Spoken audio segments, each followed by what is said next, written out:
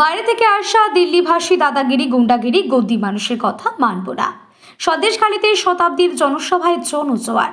রবিবার শেষ প্রচারে তারকার মেলা। সন্দেশখালী তৃণমূলের প্রার্থী ঝর্ণার প্রচারে শতাব্দীরায় উপচে পড়া ভিড়। দ্বীপ অঞ্চলে উত্তর 24 পরগনার সন্দেশখালী কোকাকাড়ি গ্রাম পঞ্চায়েতের ধুজনেখালী স্কুল মাঠে তৃণমূলের প্রার্থী ঝর্ণা সর্দারের সমর্থনে শতাব্দী রায় প্রকাশ্য জনসভা। দ্বীপ অঞ্চলে মায়েদের উদ্দেশ্যে বলেন, বিজেপি মিথ্যা প্রতিশ্রুতির ওপরে ভরসা করবেন না। যেভাবে তৃণমূল সরকার আপনাদের পাশে জন্ম থেকে মৃত্যু পর্যন্ত বিভিন্ন প্রকল্পে দুয়ারে পৌঁছে দিয়েছে, লক্ষ্মীর ভাণ্ডার, যুব সাথী সহ একাধিক প্রকল্প আপনারা সুবিধা পাচ্ছেন, সেগুলি মানবিক মুখ্যমন্ত্রী করেছেন। মিথ্যে প্রতিশ্রুতি ভাওতায় রুখে দিন আমরা আবার সরকারের ক্ষমতায় আসছি। 4 মের দিন জানতে পারবেন তৃণমূল কংগ্রেস 200 সিটের বেশি সমর্থন নিয়ে বিধানসভা নির্বাচনে আবার সরকার গঠন করবে। বিরোধীরা যতই মিথ্যে অপপ্রচার কুৎসা রটনা করুক না কেন, বাংলার মানুষ তার রুখে দেবে।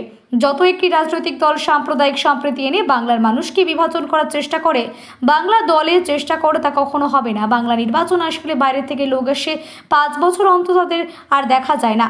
মমতা বন্দ্যোপাধ্যায় আপনাদের কাছে সারা বছর থাকেন, তিনি থাকলে আমরা ভালো থাকবো। আমাদের কথা ভাষা তিনি ভালো রকম বলছেন। বাইরের মানুষকে এখানে আসতে দেবেন না, রাজত্ব করতে দেবেন না। হতে পারে আমরা বুঝে নেবো, আমরা রাগ দেখাবো, অভিমান দেখাবো, বুঝে নেবো।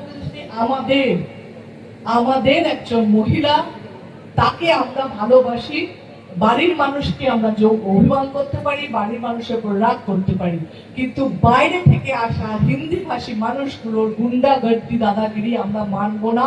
তাই প্রতিবাদের জন্য আপনারা জোড়া ফুলে ভোট দেওয়া উচিত এবং ভোট দেবেন এই অনুরোধ করব।